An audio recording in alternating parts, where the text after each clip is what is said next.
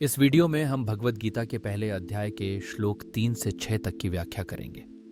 दुर्योधन गुरु द्रोणाचार्य से पांडवों की विशाल सेना की ओर ध्यान दिलाते हुए उनके सेनापति धृष्टद्युम्न की व्यूह रचना और प्रमुख महारथियों का उल्लेख करता है। यह प्रसंग हमें कौरवों की रणनीतिक चिंता और पांडवों की युद्ध तैयारी का परिचय देता है। कुरुक्षेत्र की पावन भूमि पर दोनों सेनाएं आमने सामने खड़ी थीं। गगन में शंखों की गूंज, रथों की गड़गड़ाहट और योद्धाओं की हुंकार ने माहौल को युद्धमय बना दिया था। इसी समय कौरवों की सेना के प्रमुख दुर्योधन अपनी चिंता और रणनीति के साथ गुरु द्रोणाचार्य के समीप पहुंचा। उसके मन में एक साथ गर्व, भय और असमंजस की भावना थी, जिसे वह अपने शब्दों के माध्यम से व्यक्त करता है। पश्यतां पांडुपुत्राणामाचार्य महती चमूम व्यूढ़ान द्रुपद पुत्रेण तव शिष्येण धीमता अत्र शूरा महेश्वासा भीमार्जुन समायुधि युयुद्धानो विराटश्च द्रुपदश्च महारथ धृष्टकेतुश्च कितानः काशिराजश्च वीर्यवान् पुरुजित्कुन्ति भोजश्च शैव्यश्च नरपुंगवः युधामन्युश्च विक्रांत उत्तमौजाश्च वीर्यवान् सौभद्रो द्रौपदेयाश्च सर्व एव महारथा। हे आचार्य, आप देखिए पांडुपुत्रों की यह विशाल सेना कैसी व्यूहबद्ध होकर खड़ी है। इसे सजाया है आपके ही शिष्य धृष्टद्युम्न ने, जो बुद्धिमान भी है और वीर भी। दुर्योधन की बातों में व्यंग्य भी था और चिंता भी। आखिर धृष्टद्युम्न वही योद्धा था जिसे द्रोणाचार्य के वध के लिए जन्मा माना जाता है। आज वही उनका शिष्य बनकर पांडवों की सेना का सेनापति है। दुर्योधन की यह टिप्पणी गुरु के मन में एक हलचल पैदा करने का प्रयास है। शायद वह उनके कर्तव्य और भावनाओं के बीच द्वंद्व जगा देना चाहता है।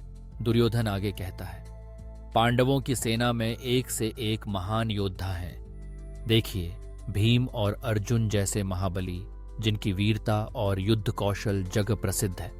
उनके साथ हैं सात्यकी, विराट और द्रुपद। हर कोई महारथी, हर कोई युद्ध में निपुण। इनके धनुष बाण की मार अचूक है। इनका साहस अतुलनीय है। पांडवों की ओर से उपस्थित इन महारथियों का नाम लेना केवल उनकी शक्ति का बखान नहीं, बल्कि दुर्योधन के मन में छिपी चिंता का भी संकेत है। वह जानता है कि यह युद्ध आसान नहीं होने वाला। पर कहानी यही नहीं रुकती। दुर्योधन पांडव पक्ष की ओर भी गिनती करता है। यहाँ चेदिराज धृष्टकेतु हैं, वीर चकितान हैं, बलशाली काशी नरेश हैं, राजा पुरुजित और कुंती भोज हैं, और श्रेष्ठ योद्धा शैव्य भी हैं। हर एक वीर अपने अपने प्रदेश का प्रतिनिधि है और पांडवों के लिए समर्पित है। यह केवल एक परिवार का युद्ध नहीं, बल्कि पूरे आर्यावर्त की श्रेष्ठ सेनाओं का संग्राम है। दुर्योधन की नजर अब अगली पीढ़ी पर जाती है। युधामन्यु और उत्तमौजा जैसे पराक्रमी योद्धा, श्री कृष्ण के भांजे अभिमन्यु और द्रौपदी के 5 पुत्र, ये सभी महारथी हैं।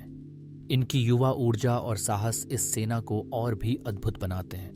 वे न केवल अनुभव में, बल्कि उत्साह और जोश में भी पूर्ण हैं। इन 4 श्लोकों में दुर्योधन केवल पांडवों की सेना का गुणगान नहीं कर रहा, बल्कि उसके शब्दों में एक छुपा हुआ भय और विस्मय भी है।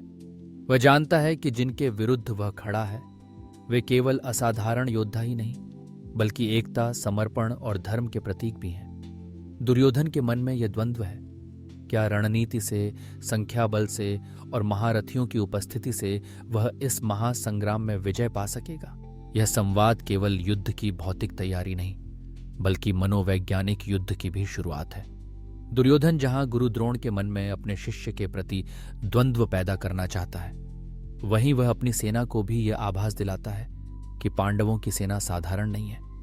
ऐसे क्षणों में ही गीता का गूढ़ संदेश जन्म लेता है। जब बाहरी युद्ध से पहले भीतर का युद्ध प्रारंभ होता है, जब मन के द्वंद्व, संदेह और संकल्प के बीच एक नई चेतना का उदय होता है। इस प्रकार भगवत गीता के प्रथम अध्याय के श्लोक 3 से 6 तक का यह प्रसंग केवल सेनाओं की गणना और महारथियों का परिचय नहीं, बल्कि युद्ध से पहले के मनोवैज्ञानिक संघर्ष, रणनीति और मन के भीतर चल रहे द्वंद्व का अद्भुत चित्रण है। यह हमें सिखाता है कि किसी भी संघर्ष में केवल शक्ति या संख्या नहीं, बल्कि मनोबल, एकता और आत्मविश्वास की भी उतनी ही आवश्यकता होती है। कुरुक्षेत्र का यह दृश्य हर युग में प्रासंगिक है, जहां हमें अपने जीवन के युद्धों में सामने खड़ी चुनौतियों को पहचानना, अपनी शक्तियों का मूल्यांकन करना और अपने भीतर के द्वंद्व को शांत कर आगे बढ़ना होता है। यही गीता का प्रथम उपदेश है। धैर्य, विवेक और आत्मनिरीक्षण की आवश्यकता हर संघर्ष से पहले होती है।